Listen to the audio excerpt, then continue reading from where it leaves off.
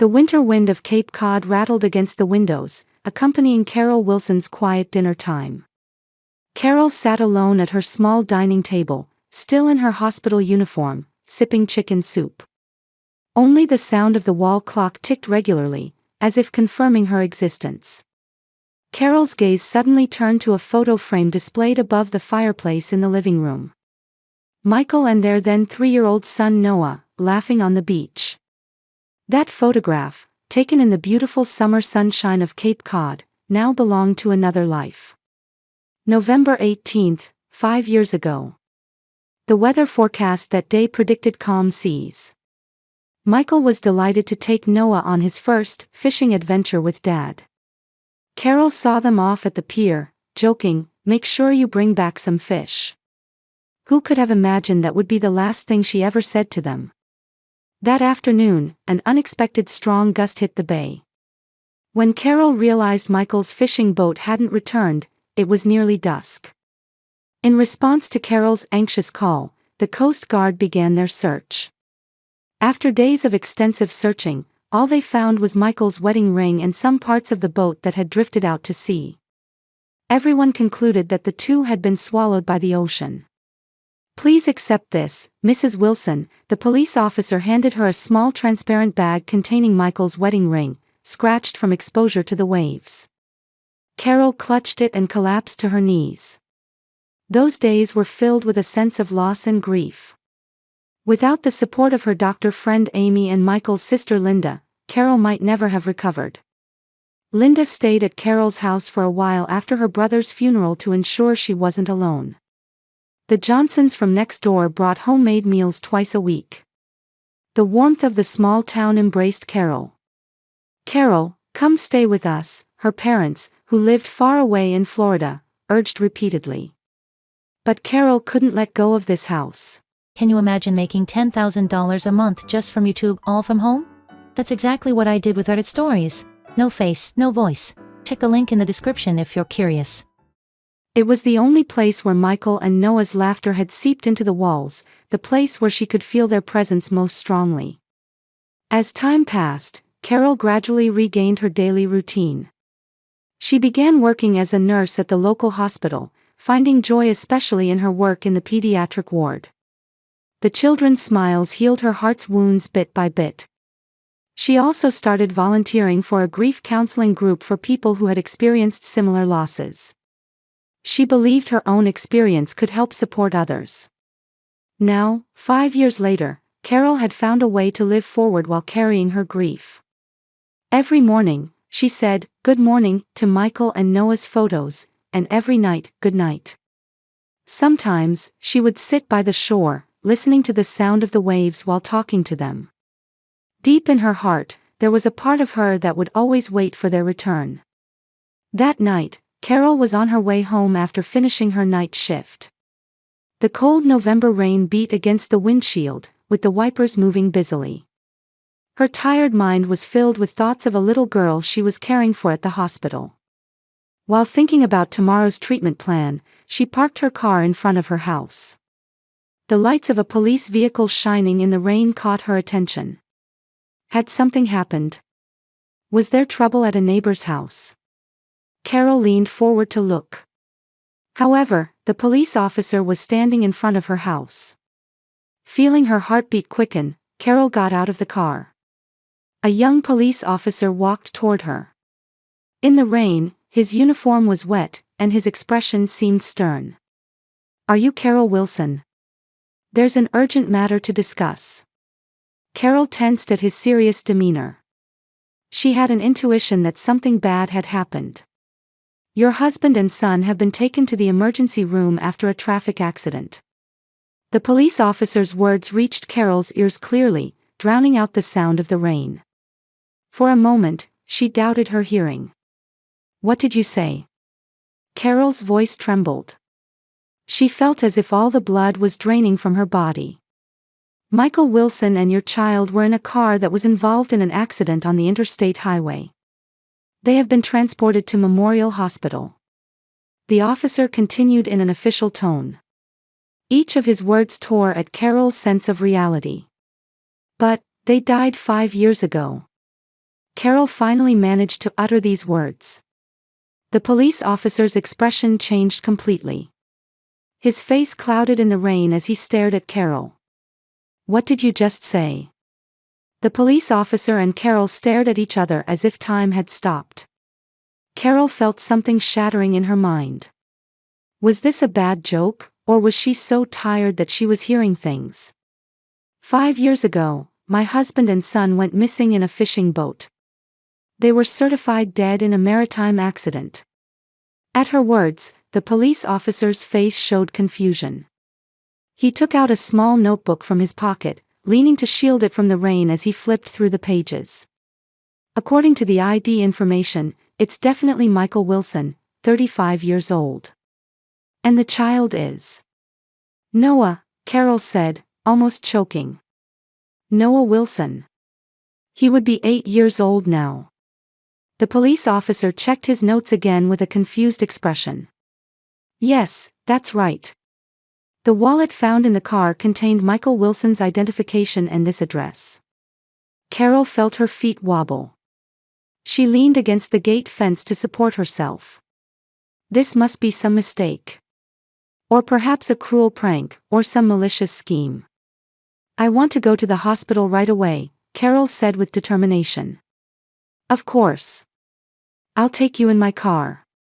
In the rain, the police vehicle drove along the wet roads of Cape Cod without its siren. Carol tried to look at the scenery outside the window, but all she could see were fragments of 5 years of memories.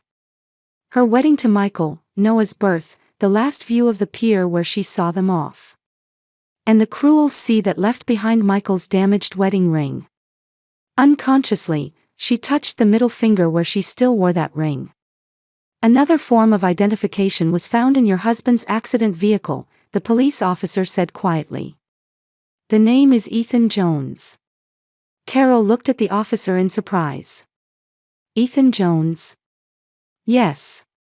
Driver's license, insurance card, credit cards, all under that name. However, Michael Wilson's identification was found in a hidden pocket of the wallet." As Carol's confusion grew, the officer continued to explain the details of the accident. There had been a collision with a large truck on the interstate highway. Michael's car had hit the median barrier, the driver was seriously injured, and the child in the back seat had relatively minor injuries. "The child. Noah is all right." Carol's voice was a mixture of hope and fear. "Yes, thankfully his life is not in danger. However." The officer hesitated. "What is it?" "The child says his name is Ethan Jones." At those words, Carol felt her heart constrict painfully. If it really was Noah, why would he have a different name? Had 5 years taken away his memory of his real mother? Was this really her family? Questions and anxieties swirled in Carol's mind. "There's one more thing I need to confirm," the officer continued with a solemn expression. "There was a woman in the passenger seat. Rebecca Jones. She's also injured and has been taken to the same hospital." Rebecca Jones. Carol had heard that name before. The accountant at the construction company where Michael had worked. She had met her once at a company party. A woman with beautiful brown hair and a charming smile. She and Michael? Carol couldn't find the right words to ask. According to the car documents, they were registered as husband and wife. Those words brought a dull pain to Carol's heart. If this was true, her husband hadn't died at all. He had abandoned her and their son, and started a new life with another woman. But why take Noah too? Why such a cruel deception? Upon arriving at the hospital, Carol followed the police officer in on shaky legs. After giving her name at the reception, a senior physician and the hospital's social worker immediately appeared. "Mrs. Wilson, this is a very complicated situation," the doctor said quietly. "Your husband is unconscious and in critical condition. He has suffered serious head trauma and is currently being treated in the intensive care unit. Your child has minor injuries but is experiencing psychological shock," the social worker added. She looked at Carol with a warm expression. Especially since the situation is unusual. Is it really them? Carol asked in a trembling voice. Are they really my husband and son? We've confirmed the identification and fingerprints. It is definitely Michael Wilson, the doctor said, but immediately became vague. However, the child still seems confused, the social worker said quietly. He says his name is Ethan, not Noah. Tears welled up in Carol's eyes. Her body shook with waves of emotion. Anger, confusion, sadness, and a small hope. If Noah was alive, perhaps her prayers had been answered in a different way. I'll take you to the child's room, the doctor said carefully. But before that, I should inform you that the female patient, Rebecca Jones, is already with the child. Carol just nodded silently. The hospital corridor was filled with the smell of disinfectant and silence. Each of Carol's steps felt like an eternity. The social worker, Judith Morris, walked beside her, occasionally casting worried glances. Here we are. Judith stopped in front of a room in the pediatric ward. Through the translucent glass, she could see silhouettes around the bed. Carol's heart was beating so hard it felt like it might break through her chest. Are you ready? Judith asked quietly. Carol couldn't speak. She just nodded slightly. For 5 years, she hadn't seen her son's face. Hadn't held him. Hadn't heard his voice. That Noah was behind this door, but would he remember her? Judith gently opened the door. Carol rushed to the hospital. The moment I looked into the room, I was speechless, my body trembling with anger. In the room, a strange woman was sitting beside the bed, holding the hand of a small boy with bandages. The moment she saw this scene, Carol's body froze like stone. A boy about 8 years old. Light brown curly hair. A nose shape similar to Michael's. And definitely Carol's own eye color. It was Noah. Time had changed him over 5 years, but he was certainly her son. The woman sitting beside the bed turned around. The moment Carol saw her face, her anger flared up like a flame. Rebecca Jones. The woman who had once been the accountant at Michael's company. She had a bandage on her forehead and a cast on her arm. When Rebecca's eyes met Carol's, she lost color in her face from surprise and slowly stood up. You. Carol. Her voice was filled with fear. The air in the room froze. Carol felt her body shaking with mixed emotions of anger and sadness. She stepped forward, almost about to confront Rebecca, but her eyes were drawn to the small figure on the bed. Noah stared at Carol with a clearly confused expression. He anxiously leaned toward Rebecca, as if seeking protection. That gesture tore Carol's heart into 1,000 pieces. He was alive. Carol's voice trembled. Beneath her anger swirled 5 years of sadness and sense of loss. Rebecca couldn't answer and just looked at the child. Mom, who is this person? Noah asked Rebecca. His voice was high-pitched and trembling with fear. Those words pierced Carol's heart. Mom. He was calling Rebecca Mom. Carol's son was calling another woman his mother. That reality crushed Carol. Ethan, it's okay, Rebecca tried to reassure the child. Her voice was clearly upset. Ethan. Carol said sharply. His name is Noah Wilson. My son's name. Feeling the tension rising in the room, Judith placed her hand on Carol's arm. Mrs. Wilson, let's talk in the hallway. But Carol didn't move. Her eyes were fixed on Noah.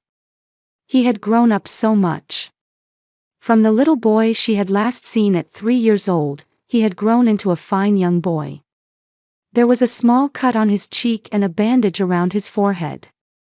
But otherwise, he seemed all right. Noah. Carol instinctively called out her son's name. My name is Ethan, the boy said with a confused expression. Who are you? At those words, Tears flowed from Carol's eyes. He didn't remember her. Her son didn't know his real mother.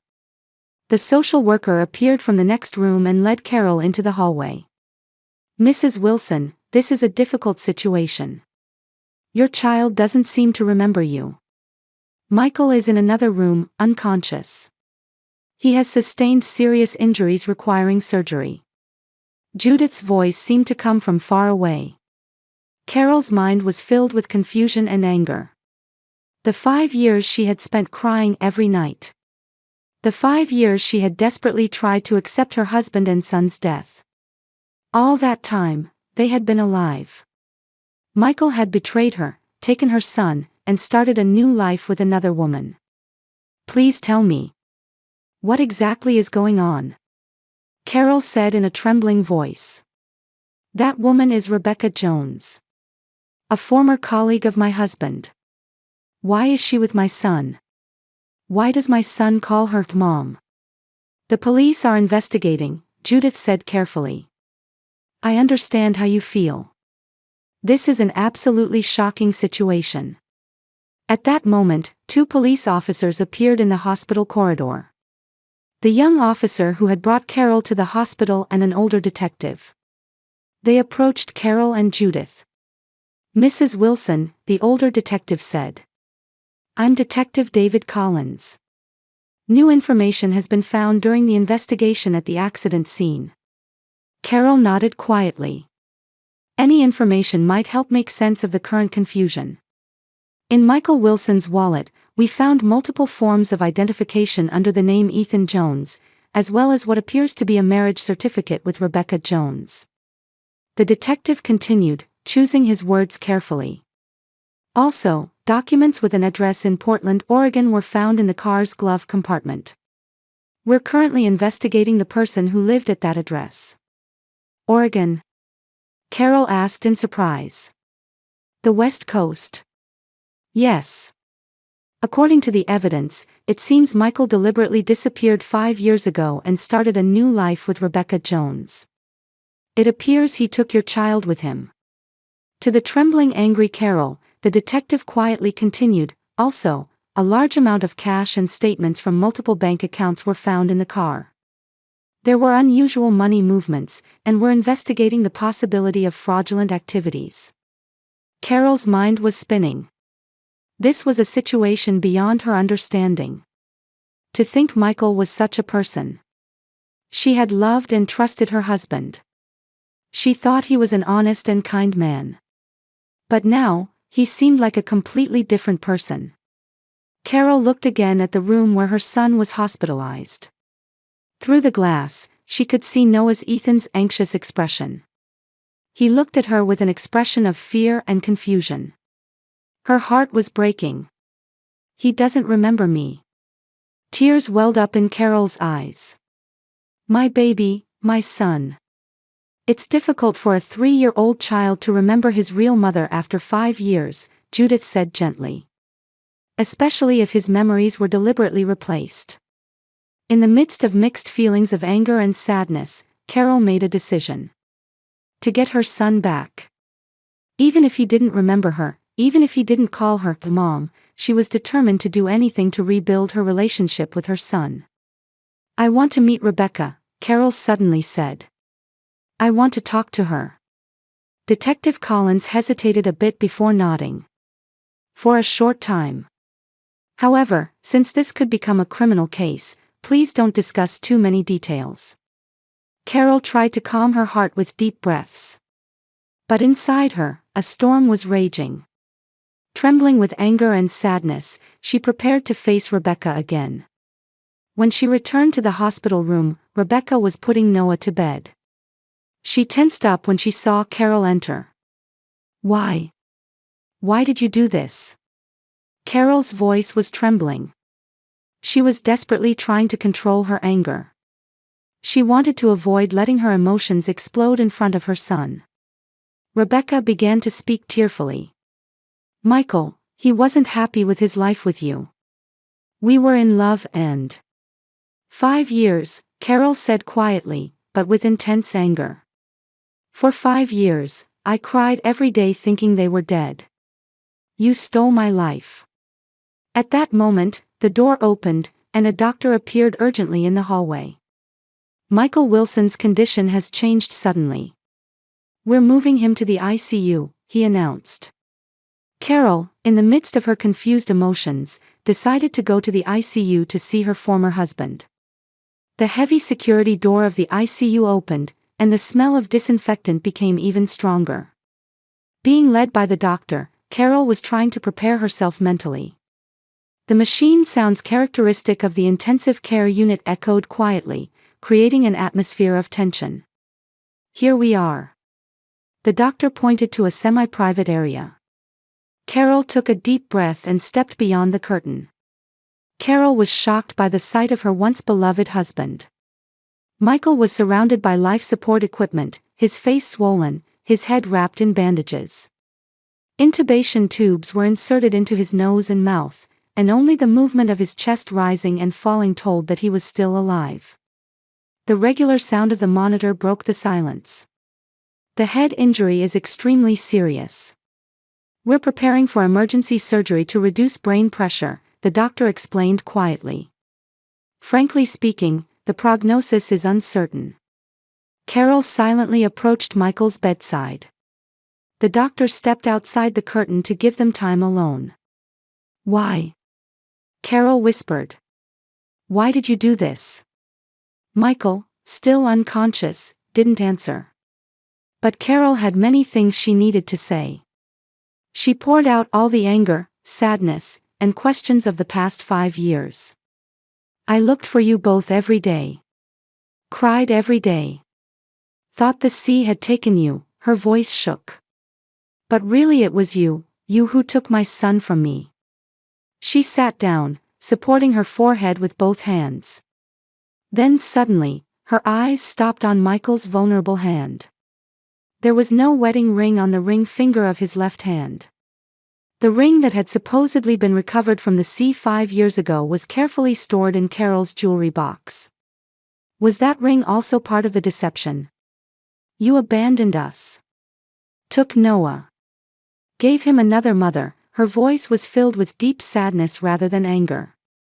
"He doesn't remember me. He doesn't know his real name." As time passed, Carol's anger gradually changed to a feeling of fatigue. By the time dawn broke and morning light began to filter through the gaps in the curtains, she was taking a nap on the sofa. "Mrs. Wilson." Carol woke up to a quiet voice. Detective Collins was standing there. His expression was even more serious than last night. "I have something to tell you. New information has come in." Carol slowly got up, glanced at Michael, and followed the detective. In the hospital cafeteria, they received coffee. "With our investigation so far, we have a fairly clear overall picture," the detective quietly began. "It seems Michael and Rebecca had been planning this for 5 years. Carol gasped. They were living in Portland, Oregon as Ethan Jones and Rebecca Jones. Michael worked as a construction consultant, and Rebecca was a stay-at-home mom taking care of the boy. He paused a moment, choosing his words, the boy who was raised as Ethan. Carol gripped her coffee cup tightly. But there was the most shocking fact, the detective lowered his voice. "It seems they were after your life insurance policy worth $3 million. My insurance?" Carol was confused. "Your husband had taken out a high-value life insurance policy in your name. But he was also a beneficiary. If you were reported dead, the insurance money would be paid to him. And somehow, they planned to take that money." Carol shook her head. "But I haven't received any insurance money. I applied, but the investigation has been delayed because there were no bodies." "That seems to have been their miscalculation," the detective explained. "Because you hired a lawyer and demanded a thorough investigation, they had to abandon their plan. And so, they continued their separate life." Carol was speechless. For such a plan, Michael had ruined her and their sons' lives. For money. "The Oregon police have also begun their investigation," the detective continued. Their bank accounts, workplace, inquiries to neighbors, everything is in progress. 3 days later, Michael regained consciousness. Carol visited his hospital room with the police. Michael opened his eyes wide in surprise and fear. He still couldn't speak, but he clearly understood the situation. "Michael," Carol said calmly. "Why?" He closed his eyes for a while, then answered in a thin voice. "Sorry." A few days later, when Michael's condition stabilized, he was formally questioned by the police. Carol was also present. Realizing he couldn't escape, Michael confessed everything. He had been unhappy with his life with Carol and had an affair with Rebecca. They wanted to be together, but thought Carol wouldn't easily agree to a divorce and wouldn't give up custody of their son. So, they came up with this plan. He admitted everything, aiming for the insurance money, faking the fishing boat accident, trying to erase the mother's existence from Noah's memory. "He cried for the first few months," Michael said, lowering his gaze. "He remembered you and called for Mama. But Rebecca, she was persistent. Gradually, she rewrote his memories." Those words tore Carol's heart. Her little son being taken away by a strange woman and made to forget his real mother, it was a cruelty beyond imagination. "I loved you," Carol said tearfully. Michael couldn't answer. His eyes showed regret.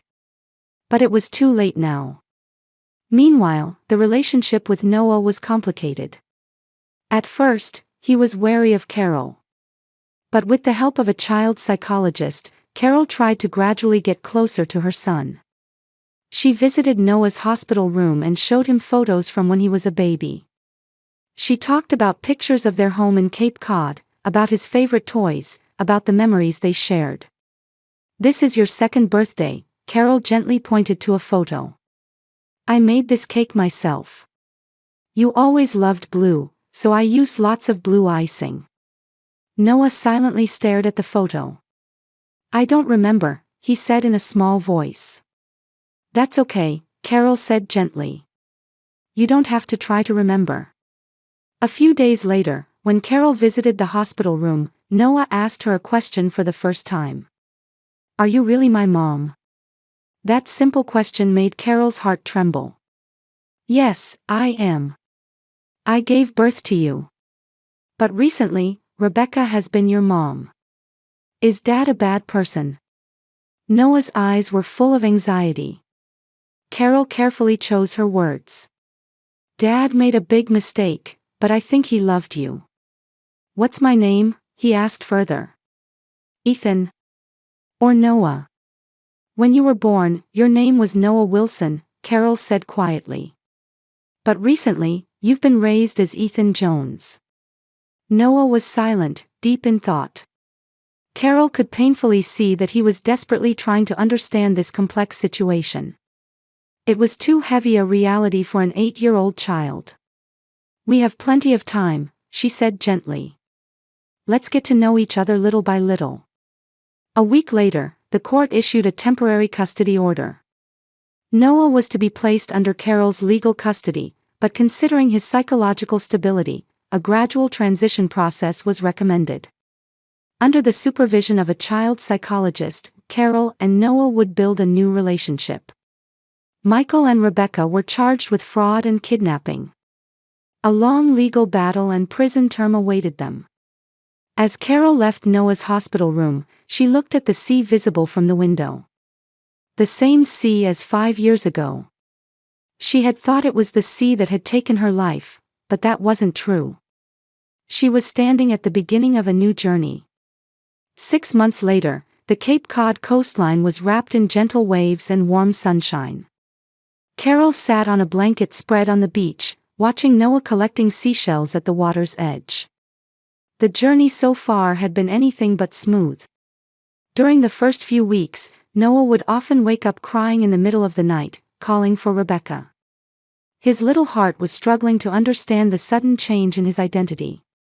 "Mom, who am I? Noah? Or Ethan?" When he asked, Carol gently answered, "You are yourself.